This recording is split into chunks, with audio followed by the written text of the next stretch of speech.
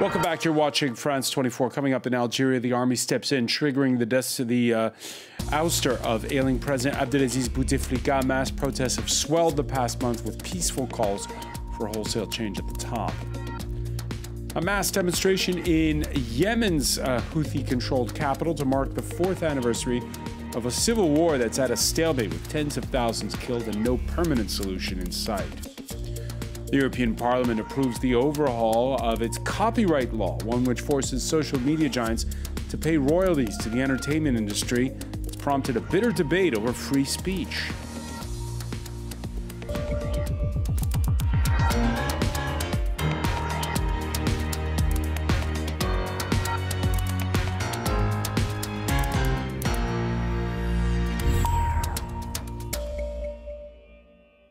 In Yemen's capital, the 4th anniversary of a war that's killed tens of thousands, marked by a mass rally to denounce the Saudi-led offensive. The United Nations is still trying to push ahead with talks that for now are at a stalemate. Sana'a, which is held by Iran-aligned Houthi militias, tens of thousands have died in the war that's pitted that side against the Saudi-led coalition, which intervened in 2015. For more on this story, we can cross now to London, and Elizabeth Kendall, research fellow at Oxford University. Thank you for speaking with us on France 24. Welcome.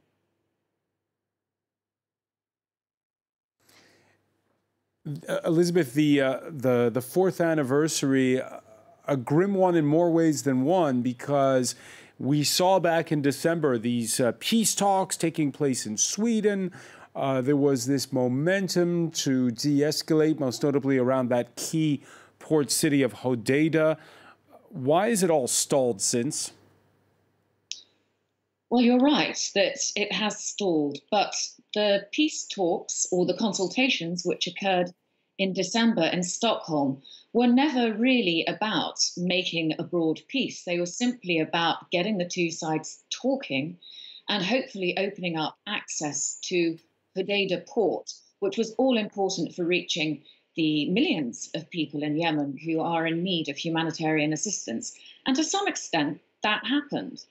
The problem is it's very difficult to build on and to roll that out and to actually achieve the demobilization of that port, because the Stockholm Agreement was so thin on detail. And now we're coming to the difficult bit of having to interpret who are the local forces who are going to take over the port when both sides withdraw as they promised to.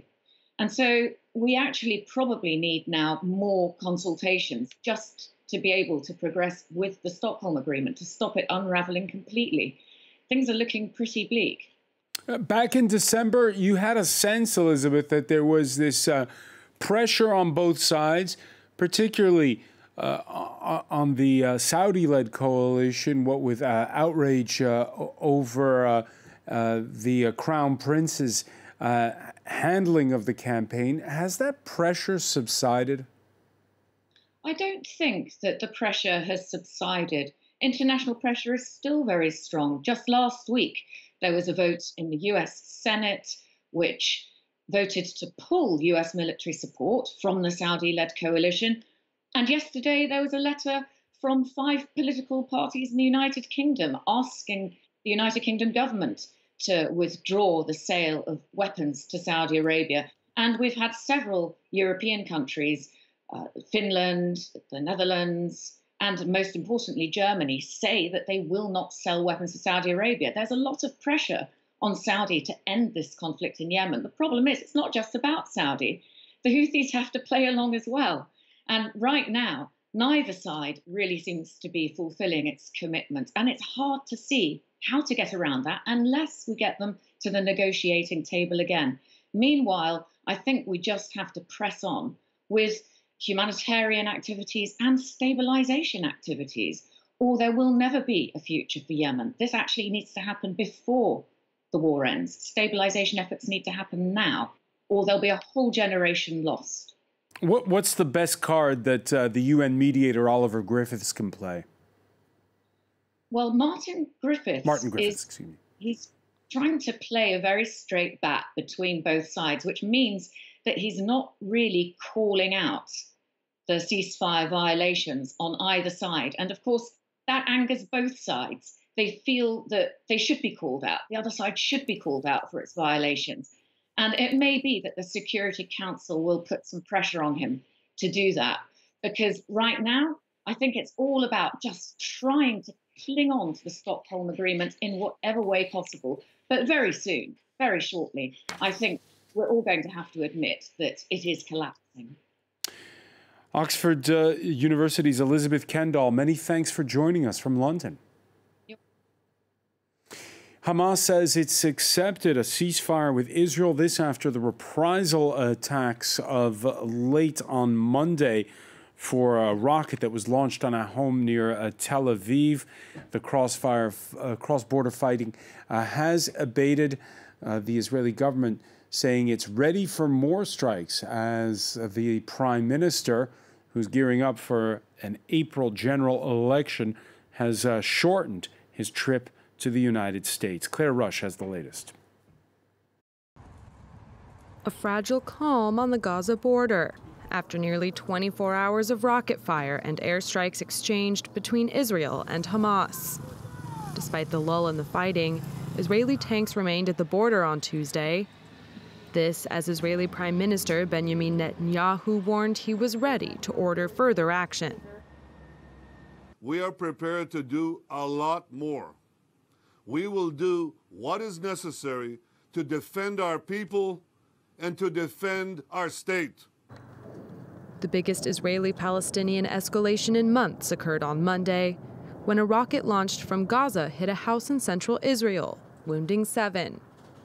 In response, the Israeli military carried out airstrikes on targets belonging to Hamas, wounding 7 Palestinians, according to the Gaza Health Ministry. Hamas said Tuesday it was willing to consider a ceasefire brokered by Egypt under certain conditions. There are Egyptian and international efforts to stop this aggression. We are committed to a ceasefire as long as Israel is too. The violence has been condemned by the UN, which has called for maximum restraint. I am concerned that we may once again be facing another very dangerous escalation of violence in Gaza, with potentially catastrophic consequences. The last 2 days have shown how precariously close we came to the brink of war once again. The crisis came as Israel prepares for key elections in 2 weeks, in which Netanyahu is seeking re-election. The UN Secretary General says that Cyclone Idai has left some 1.85 million people in need of assistance in Mozambique. Antonio Guterres calling it, quote, yet another alarm bell about the dangers of climate change. Now, France 24's team in central Mozambique, in 12 days after the storm, has finally been able to access parts in the center of the country that had been completely flooded up to now.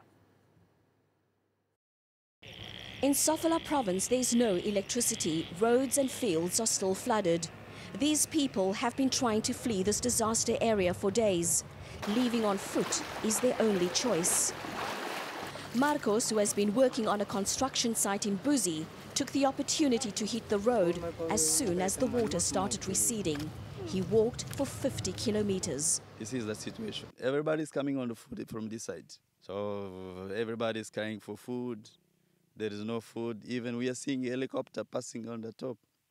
But no one is... We tried to make some signal, but no one is saying. So we survived. He clings to this plastic bag that protects all his important documents from the rain. This is my life. So that's why I'm carrying like a baby, you know. But most of the people, they lost everything. Everybody has a story to tell.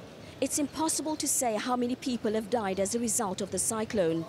The Buzi area has more than 200,000 inhabitants, and people here say the 447 dead announced by the government does not include those in Buzi. People over there are laying fishing nets, and those nets are catching dead bodies. There are dead bodies over on that side too. As the sun comes out again, they start rebuilding with the little they still have left. It is a habit. Whenever it is raining, sometimes it happens. Anyhow, they are trying to push day by day. And we are from far off, afraid about that water flowing. And now I'm happy because I'm going out. So I'm fulfilled, at least. As for Marcos, he is going home to the Zambezi province, 700 kilometers from here. The European Parliament has approved a new copyright law for the continent. When the last one was enacted in 2001, there was no Facebook, there was no YouTube. This one requires tech companies to sign licensing agreements with musicians, writers, publishers of newspapers in order to post their content online. Supporters praise it as fair compensation in the digital age. Those opposed say it will lead to censorship. Now, nowhere has the argument been more heated than in Germany. Let's cross now to correspondent Nick Spicer. Nick, why has there been such fierce debate over this bill where you are?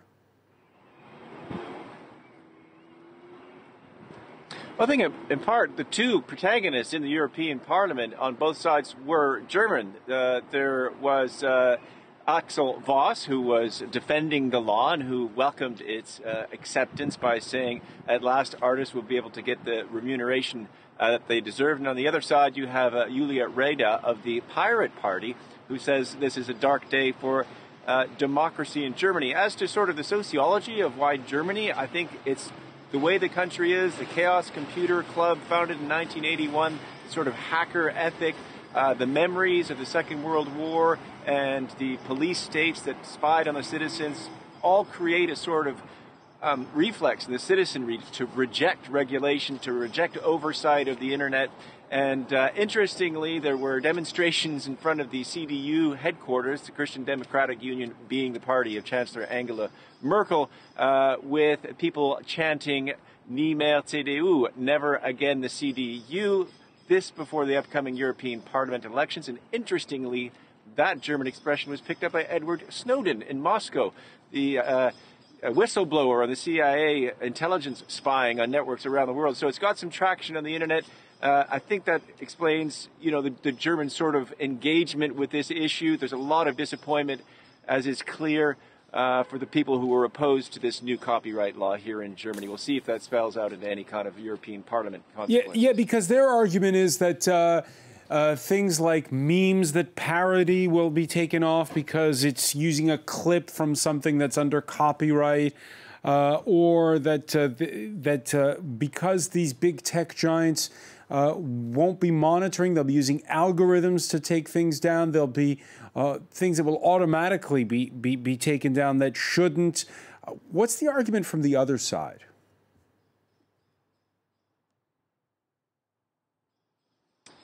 The other side from the artists is, I'm a writer, I'm a musician, or I'm a journalist, as we are, and we're not getting paid for our work. Take the example of Google News, which uses snippets of little articles, including from France 24, BBC, you name it. They don't get paid for that, and the law will allow the companies to get a few pennies per snippet, which is fair when you look at the state of journalism around the world. But leaving aside, our job, people who make music, people who write novels and so on, they will not have their works posted on the internet with impunity or without getting any money. So it's a victory for them. It's interesting in a certain way because you might want to cast it as a sort of David and Goliath thing with the hackers and the free speech people fighting against the governments, but who's behind them? Google, Facebook, financing big campaigns to make sure, or to try to make sure, that this legislation didn't go through its present form. Now, having gotten this through Parliament, it's not yet in its final form, Francois, because the heads of state and government in the European Union need to sign off on it. It might be that they take out the famous Article 13, which means that social media platforms will have algorithms that automatically remove copyrighted material. It's not in its final shape, but it's definitely a setback for the people who didn't want this legislation to go through. And just very briefly, Nick, what the irony of all this, again, is that the whole world is watching, because this is a new form of media, and the regulation is not coming from the United States, where all these tech giants are from, but from here in Europe. Yeah, and it's not the first. If you cast your mind back to Microsoft bundling the Windows application, the Windows operating system with its browser, it wasn't the Federal Trade Commission in the United States that broke it up. It was the European Commission in a giant multi-billion-dollar decision. Europe's competition authority has really taken the lead over the years in establishing, if you will, a sort of free and fair marketplace for some of these tech giants that really seem to operate above and beyond any kind of government regulation. And if you look at the world we live in now, you and I can be broadcasters on YouTube. There's no regulation on that. And when you look at the tragic incident in New Zealand with the killings in the mosque, where somebody was able to broadcast live without any supervision or approval, there seems to be a need, I think it's safe to say, for some kind of regulation for parts of the internet that have been overlooked up until now. All right, many thanks.